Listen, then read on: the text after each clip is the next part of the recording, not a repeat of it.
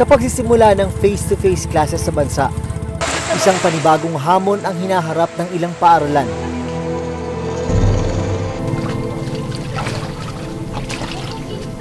Ang silid-aralang ito sa Macabebe, Pampanga, pinasok ng tubig baha. Sa Hagonoy, Bulacan, may mga silid-aralan na tuluyan ang inabandona dahil naman sa lalim ng tubig. Sa Burot Integrated School sa Tarlac City naman, nakuha ng video ang pagpasok ng malakas na tubig ulan sa loob ng silid-aralan nito lang Huwebes. Paano susolusyonan ang problemang ito?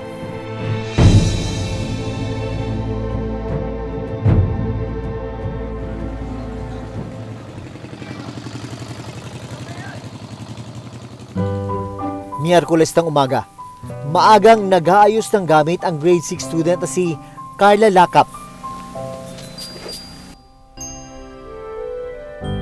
Ngayon ay ikatlong araw ng face-to-face classes nila dito sa Macabebe, Pampanga.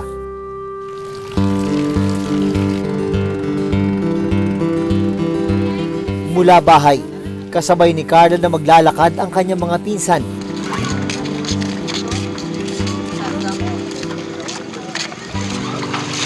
Tatlong dekada na lumubog sa baha ang lugar ni Carla. Kaya para makarating sa paaralan, sa mga makikitid na pilapil sila dumadaan. Minsan po pag pumupunta na po kami dito, minsan po kahit umuulan, naglalakad lang po kami sa putik. Nagugas na lang po nun kami doon sa poso para pagpasok namin malinis po kami. Lalo na po yung mga paa namin. Dahil maputik at madulas ang lupa, maingat sina Carla sa kanilang bawat hakbang. Natatakot po kasi po baka madulas kami tapos mga gamit ko po baka mabasa. Makalipas ang ilang minuto, narating ng grupo ni Carla ang isang sirang tulay. Imbis kasi na bakal, dalawang kahoy na tabla lang ang kanilang tinatapakan. Natatakot po ako baka po mahulog po kami, tapos lalo na po yung iba ko pong pinsan baka po mahulog. Kasi po hindi yung iba ko pong pinsan na maliliit, di pa po sila marunong lumangoy.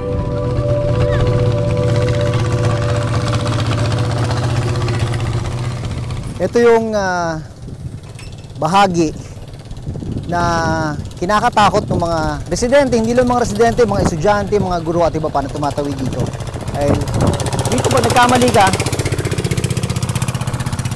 siguradong laglag ka doon. Problema, kung hindi ka marunong lumangoy, doon ang papasok yung matinding peligro. At may nangyari na nga ganyang insidente dati. Ang ikinakatakot ni Carla, nangyari sa kanyang pinsan. Nahulog po siya doon sa butas ng tulay doon. Kasi po nasisira na po yun. Tsaka ilang kahoy na lang po yung nandoon. Kami lang po noon hindi pa po noon kami marunong lumangoy, kaya hindi po namin siya nasagi. Nung ginawa po namin, umuwi na lang po kami. Tapos nung pumunta po siya doon sa tulay, hindi na po siya nahanap.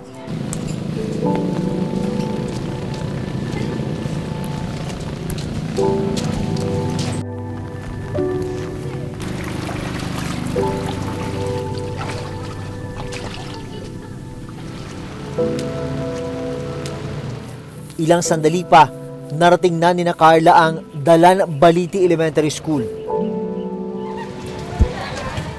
Dito na namin nalaman ang isa pang malaking problema. Ang kanilang eskwelahan, napapaligiran at pinapasok ng tubig baha. Ngayong umaga, inabutan namin si Teacher Maylene na naglilinis ng tubig. Nililimasan ko po yung namin, school ground. Para mamaya, pag yung tinanghay tayo, di siya gaanong lumataas yung tubig. Mahirap din, kaya lang kasi medyo nasanay na din kami. Katulong ni Teacher Maylene sa paglilimas ng tubig, ang PTA President na si Aling Emily. Alas 6 pa po, nandito na para po wala pong kasalan. Kanina po yan, wala pong katubig-tubig yan. Umulan lamang po. Sino mag-aakala na ang lugar na ito dating school ground? 2019, napapakinabangan pa yan sa mga school activities. Diyan ginagawa yung kanilang flag raising ceremony. Pero tingnan nyo naman, wala ka na makitang lupa. Yan, intablado yan. Diyan ginagawa yung mga school program. Pero ngayon, hindi na mapakinabangan. Ang ibang mag-aaral, kinailangang sumakay ng bangka para makarating sa paaralan.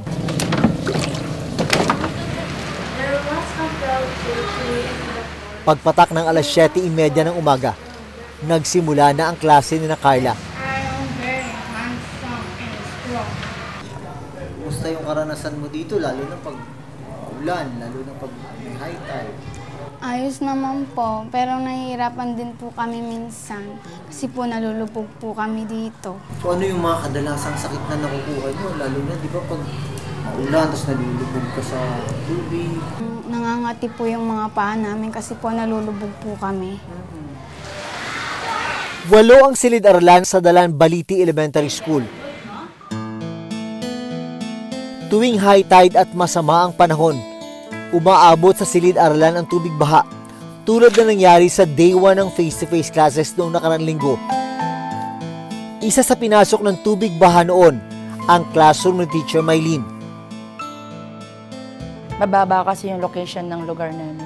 Sa coastal kami, katulad niyan, malapit kami sa Sapa. Isang factor po yan na kapag dumating na yung high tide, antimano, talagang makakarating po yung high tide sa amin. Unlike sa upland, kami talaga yung una na mapupuntahan ng tubig. Kinabukasan, agad na pinalagyan ni Teacher Maylene ng harang ang pintuan ng classroom.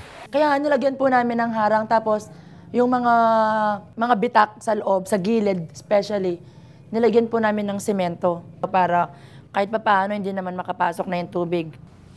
Dahil problema talaga dito yung pagbaha, kailangang itaas yung mga sahig ng ilang classroom. Dito naman, kailangan harangan. Harangan para yung tubig hindi agad makapasok sa loob. Habang naroon kami, bumuhos ang malakas na ulan. Ilang minuto lang ang lumipas, mabilis na pumasok at tumaas ang tubig sa school ground. Sabi ng school head na si Teacher JR, malaki ang epekto sa kanila ng paglubog sa tubig baha ng paaralan. Ma'am Elisa, excuse po. Ano dito rin mga parents? Mga mamen, sir.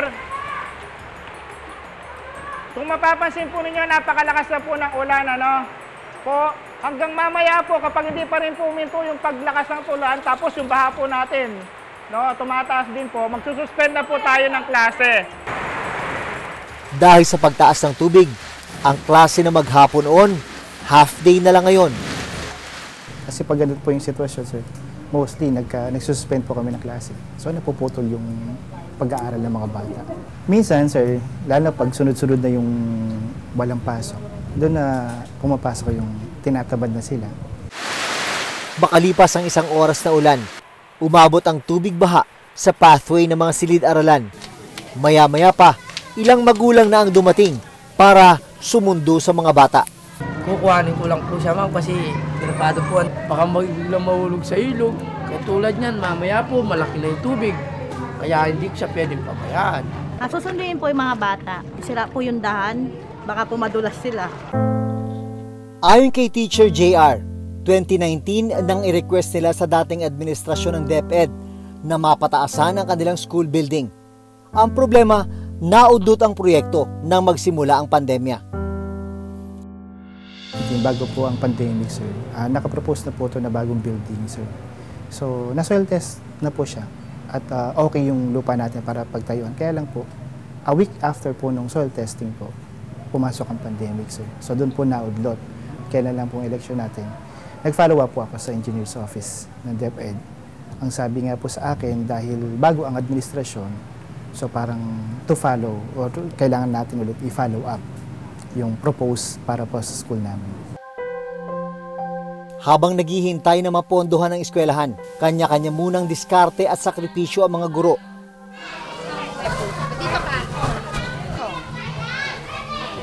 Maswerte na raw sila lalo't may ilang individual at grupong nagpapaabot sa kanila ng tulong. Very good. O, ito. nakakapag-adjust kayo sa sitwasyon dahil sa tulong ng mga kaibigan, sa tulong ng mga concerned citizens? Yes po. Kaya po, kung ano lang po yung naibigay sa amin, sir, pinagkakasya namin. At pag alam ko po at ng mga teachers na hindi kasya, sir, doon kami gumagawa ng paraan. Sobrang sakripisyo po talaga, sir. Kasi kapag meron po kaming projects dito sa school, yung mga asawa po nila, yung sir, nagvo-volunteer talaga na maisagawa po at maisaayos yung iba't ibang parte ng paaralan, sir. Na walang bayad yun, sir. Talagang purong volunteerism lang talaga, sir. Sa kabila ng hirap na kanilang nararanasan, inspirasyon daw nila ang kanilang mga mag-aaral. Kapag gano'n na dumarating na ako sa puntong nanghihina na ako, agad-agad naisip ko, mga mag-aaral dito, yung mga teachers, sila yung parang nagiging lakas ko talaga.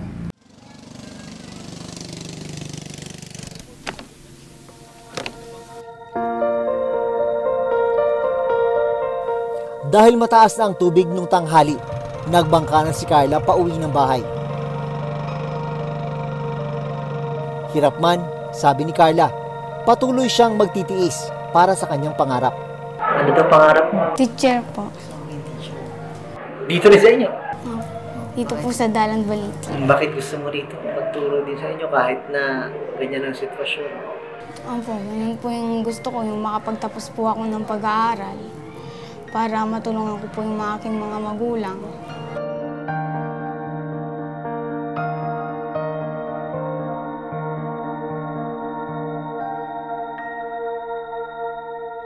Sakop ng Barangay Santa Maria, Libutad ang Dalan Baliti Elementary School.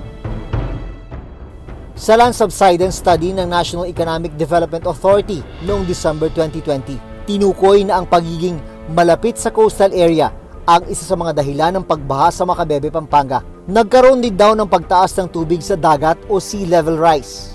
Nagdulot din ng pagbaha ang tinatawag na land subsidence o pagbaba ng lupa sa lugar at ibang bayan sa Pampanga at Bulacan. Kasama na riyan ang bayan ng Hagonoy, Bulacan.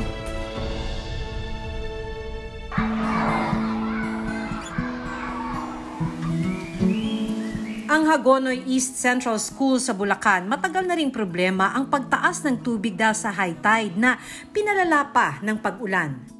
Katunayan, marami sa kanilang mga silid pinalubog ng tubig at hindi na magamit. Pag pumasok ka dito sa Hagonoy East Central School, talagang magugulat ka kasi nakikita mo 6 na mga school buildings, yung inabandona na, hindi na ginagamit.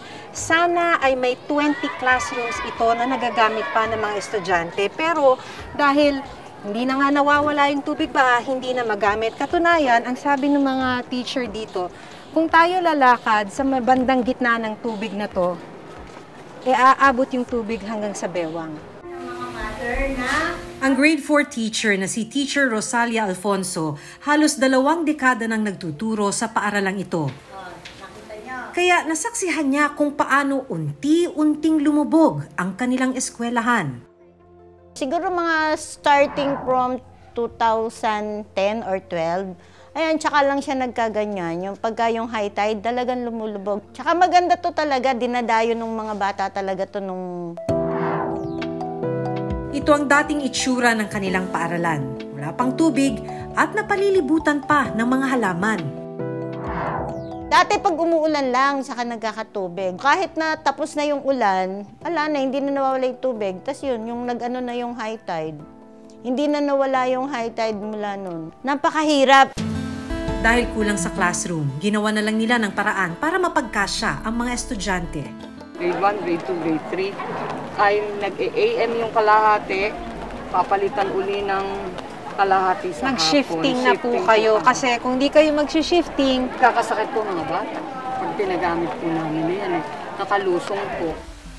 dati 7 classroom to para sa mga grade 6 students. Pero ngayon, na ipunan na ng tubig, putik, sisira na dahil nakatiwangwang, na sana ay napakikinabangan ng mga estudyante.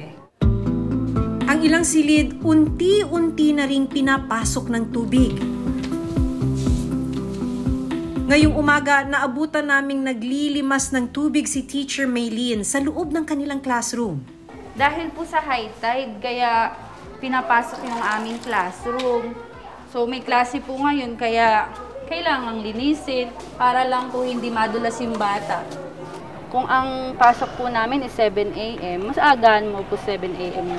Minsan po kasi nagkakagulatan din kami sa laki ng tubig na expected ko walang tubig, hindi aabutin yung classroom ko. Pero pagpasok ko, meron pala. Kaya ang nangyayari, imbis na makapag-proceed kagad kami sa aming lesson proper, naglilimos pa po muna. Dahil sa pabigla-biglang pagtaas ng tubig, nakataas ang mga gamit sa loob ng kanilang classroom. Araw-araw itong ginagawa ni na Teacher Maylene at iba pang guro ng eskwelahan. Isa sa mga estudyante ni Teacher Maylene sa grade 1 ang 6 na taong gulang na si Kyrie Faustino. Mula sa kanilang bahay, bahana ang dadaanan ng bata. Nakakabahan po. Baka po madulas po kami, malaking bato. Baka po mapatig kami. Good morning, grade 1. Ayan, so ready na bang pumasok ng ating classroom? Okay, sige, tumayo nga ng maayos. Okay, sige, unahin natin yung girls sa pagpasok, ha? Kwento ni Teacher Maylene, dating bodega ang ginagamit nila ngayong classroom. Pero dahil sa kakulangan, napilitan silang gamitin muna ito. Tuwing umaga po, kailangan buksan yung mga bintana para merong ventilation kasi wala kaming kuryente dito sa loob ng aming classroom dahil nga po laging high tide, yung outlet po namin inaabot. Tataas lang yung kamay kapag nandito, ha? Pag tinawag ni teacher, naiintindihan po ba? Okay, baba muna. Ito ang unang pagkakataon na makararanas ng face-to-face classes si Kyrie. Pero kahit ganito ang sitwasyon, pursigido pa rin siya sa pag-aaral. Gusto ko po kahit po meron ba pumapasok pa din po ako. Masarap po school po para matulungan yung ibang tao. Tapos tulungan po din ng mami. Tapos ni daddy. Sobrang may halong takot. Siyempre, iniiwan din namin sila sa mga eskwelahan nila.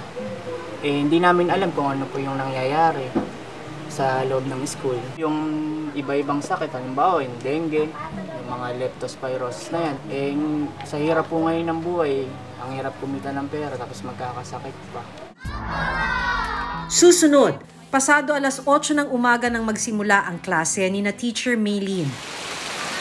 Hindi pa man nagtatagal ang kanilang klase, biglang bumuhos ang malakas na ulan.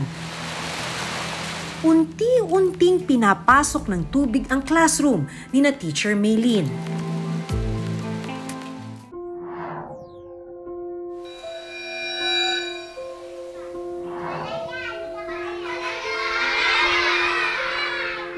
Pasado alas 8 ng umaga nang magsimula ang klase ni na Teacher Maylene. Hindi pa man nagtatagal ang kanilang klase, biglang bumuhos ang malakas na ulan. Unti-unting pinapasok ng tubig ang classroom ni na Teacher Maylene. Kasi halos lahat naman po na nang ginagamit natin dito na classroom ay naka-elevate. Kumbaga meron po talagang classroom na naiwanan na. So inaabot yung mga bata habang naglaklase? Opo, ganun po ang senaryo. Kaya naman ganun na lang ang pag-aalala ni Teacher Maylene at ng iba pang guro ng paaralan. Hindi mo maaasahan yung aksidente, baka mamaya, syempre mga bata yung mga yan na hindi mo maano, natatakbo sila.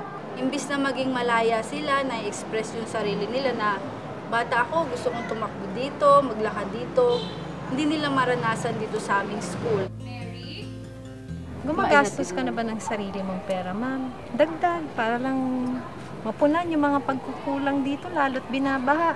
Yung struggle na bilang teacher na ipundar ko sa sarili ko yung mga gamit na kailangan para makapagturo ako ng maayos. Although in the exigency of the service dahil we are teachers. Yun lang, medyo nakakalungkot. Ayon kay Teacher Fe, nakapagpadala na sila ng request sa Department of Education o DepEd noong nakaraang administrasyon para sana magkaroon sila ng mga bagong school building. Kailangan hubang dito o kailangan mag-change location na? Hindi naman po siguro kasi ang dami nating mga kababaryo na saan sila titira, saan sila mag-aaral. hindi naman po ganyan talaga dapat yung school namin. Kaya po, ginusto ko din that I transferred here kasi gusto ko matulungan yung mga natitira ko mga paglilingkod na taon sa DepEd ay maging instrumento ko. Problema man nila ngayon ang baha, hindi naman nawawala ang kagustuhang matuto ng mga bata. Kahit na baha, excited pa rin? Opo! Bakit? Madami na po ulit kami matuto. Kasi po yung iba po lahat po napapaliwanag po. Yung iba po minsan hindi na po kami natuturuan. Mag-aalas 12 ng hapon nang matapos ang klase ni Kyrie kay Teacher Maylin. Pero dahil maputik at basa ang dadaanan palabas sa kanilang eskwelahan, kinailangan pa siyang buhatin. Ito po, padaan po sa amin, baha pa po. Doon po. Ito na po, bike ko po. Baha pa din po dito sa amin. Hindi na po nawawala. Matapos magbihis ni Kyrie, diretso siya sa paggawa ng assignments. Medyo baha nga po. Yung distraction po ng bata nandun po.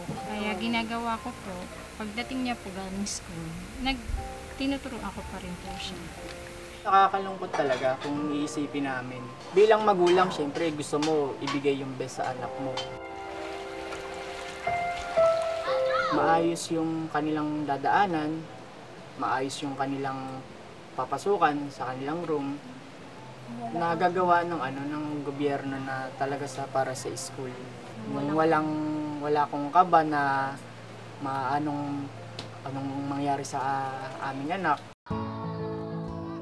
Sa datos ng Department of Education, nasa mahigit 24,000 ang bilang ng mga eskwelahan na bumalik na sa face-to-face classes, habang mahigit 29,000 ang nasa blended learning. Sa muling pagbabalik ng face-to-face classes matapos ang 2 taon ng distance learning, gaano ba kahanda ang gobyerno? Ginagawa po natin is we are coordinating with those LGUs, specifically yung mga prone sa baha at high tides, na kung pwede pong maisama po sa kanilang flood control ng ating mga paaralan. Ibang solusyon dyan would be relocation of our schools, which will entail talaga a lot of budget and of course land. Talagang long process po yan.